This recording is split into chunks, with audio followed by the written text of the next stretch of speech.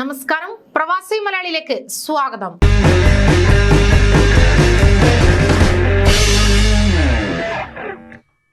Omicron സ്ഥിരീകരിച്ചതിന് പിന്നാലെ അൽഹുസൻ ആപ്പിൽ ക്രമീകരണം വരുത്താൻ ഒരുങ്ങി UAE. ഈ മാസം 5 മുതലാണ് ആപ്പിൽ ക്രമീകരണം വരുത്താൻ തീരുമാനിച്ചിരിക്കുന്നത്. PCR ടെസ്റ്റ് ചെയ്തവരുടെ പരിശോധനാ ഫലം നെഗറ്റീവാണെങ്കിൽ അൽഹുസൻ ആപ്പിൽ പച്ച അടയാളമാണ് കാണിക്കുക. ഇത് പരിശോധനയ്ക്ക് ശേഷം 30 ദിവസത്തോളമാണ് പച്ച അടയാളം കാണിക്കുന്നത്.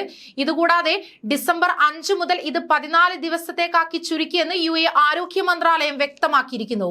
14 ദിവസത്തിന് ശേഷം പുതിയ നെഗറ്റീവ് സർട്ടിഫിക്കറ്റ് ലഭിക്കുന്നതുവരെ പച്ചയുടെ സ്ഥാനത്ത് ചാരനിറമായിരിക്കുമെന്നും ആരോഗ്യ പ്രതിരോധ മന്ത്രാലയം അറിയിച്ചു. അതോടൊപ്പം തന്നെ കോവിഡ് വകഭേദങ്ങളെ പ്രതിരോധിക്കാൻ UAE ആരോഗ്യ മേഖല സുസജ്ജമാണെന്ന് മന്ത്രാലയം വാർത്താക്കുറിപ്പിൽ പറഞ്ഞു. വ്യാപനം തടയാൻ മുഴുവൻ പേരും വാക്സിനേഷൻ പൂർത്തിയാക്കണം. വാക്സിൻ സ്വീകരിച്ച് നിശ്ചിത കാലാവധി പിന്നിട്ടവർ ബൂസ്റ്റർ ഡോസ് എടുക്കണം. രോഗബാധയുണ്ടായാൽ തന്നെ നില വഷളാകുന്നത് പ്രതിരോധിക്കാനും മരണം ഒഴിവാക്കാനും ഇത് സഹായിക്കുമെന്നും ആരോഗ്യവകുപ്പ് അധികൃതർ പറഞ്ഞു. ഒമിക്രോൺ ബാധ കണ്ടെത്തിയ വനിത ഏത് ആഫ്രിക്കൻ രാജ്യത്തു നിന്നാണ് UAE എത്തിയതെന്ന് ആരോഗ്യ മന്ത്രാലയം വെളിപ്പെടുത്തിയിട്ടില്ല. മറ്റൊരു അറബ് രാജ്യം സന്ദർശിച്ചാണ് ഇവർ UAE എത്തിയത്. കോവിഡ് വകഭേദം കണ്ടെത്തിയ വനിതയും അവരുമായി അടുത്ത ബന്ധം പുലർത്തിയവരെയും ഐസൊലേറ്റ് ചെയ്തിരിക്കുന്നു. ഇവരിപ്പോൾ സൂക്ഷ്മ നിരീക്ഷണത്തിലാണ്. ഒമിക്രോൺ സ്ഥിരീകരിച്ച വ്യക്തി നേരത്തെ കോവിഡ് വാക്സിനേഷൻ പൂർത്തിയാക്കിയതാണെന്നും ആരോഗ്യ മന്ത്രാലയം വ്യക്തമാക്കി. മനുഷ്യന് ഭീഷണിയായി ഒമിക്രോൺ യൂറോപ്പിലും US-ലും കോവിഡ് തരംഗം പകർച്ചവ്യാധികൾ തടയുന്നതിനും രാജ്യവ്യാപകമായി സുരക്ഷിത സഞ്ചാരവും വിനോദസഞ്ചാരവും ഉറപ്പാക്കുന്നതിനുമാണ് പദ്ധതികൾ നടപ്പാക്കുന്നതെന്നും ആരോഗ്യ മന്ത്രാലയം അറിയിച്ചു. അതേസമയം ദുബായിൽ നിന്നോ ദോഹയിൽ നിന്നോ ഡെൻമാർക്കിലേക്ക് യാത്ര ചെയ്യുന്നവർക്ക് കോവിഡ് പരിശോധന നിർബന്ധമാക്കി ഡെൻമാർക്ക് ഭരണകൂടം. ഒമിക്രോൺ വകഭേദത്തിന്റെ വ്യാപനശേഷി കുറയ്ക്കുന്നതാണ് ഇതിന്റെ ലക്ഷ്യമെന്ന് ഡാനിഷ് ആരോഗ്യമന്ത്രി മാഗ്നസ് ഹ്യൂനിക്ക അറിയിച്ചു. ദോഹ, ദുബായ് എന്നിവിടങ്ങളിൽ നിന്നെത്തുന്ന യാത്രക്കാർ നിർബന്ധമായും വിമാനത്താവളം വിടുന്നതിന് മുൻപ് കോവിഡ് ടെസ്റ്റ് നടത്തണമെന്നും മാഗ്നസ് ഹ്യൂനിക്ക വാർത്താ സമ്മേളനത്തിൽ പറഞ്ഞു. US-ലും ഒമിക്രോൺ വകഭേദത്തിന്റെ ആദ്യ കേസ് റിപ്പോർട്ട് ചെയ്തു. കാലിഫോർണിയയിലാണ് റിപ്പോർട്ട് ചെയ്തത്. നവംബർ 22 സൗത്ത് ആഫ്രിക്കയിൽ നിന്നെത്തിയ ഇയാൾക്ക് 29-നാണ് ഒമിക്രോൺ വകഭേദം സ്ഥിരീകരിച്ചത്.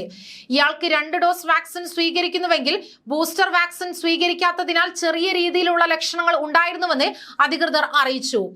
US-ലേക്കുള്ള യാത്രക്കാർക്ക് നിയമം കടുപ്പിക്കാൻ ഒരുങ്ങുകയാണ് ആരോഗ്യ മന്ത്രാലയം.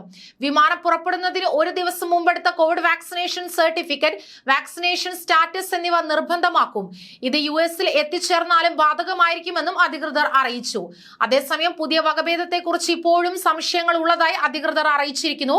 പഴയ വകഭേദത്തെക്കാൾ ഗുരുതരമാണോ എന്നും വാക്സിനേഷൻ കൊണ്ട് തടയാൻ സാധിക്കുമോ എന്നുള്ള സംശയങ്ങൾ ഇപ്പോഴും ഉണ്ടെന്നും അധികൃതർ പറഞ്ഞു.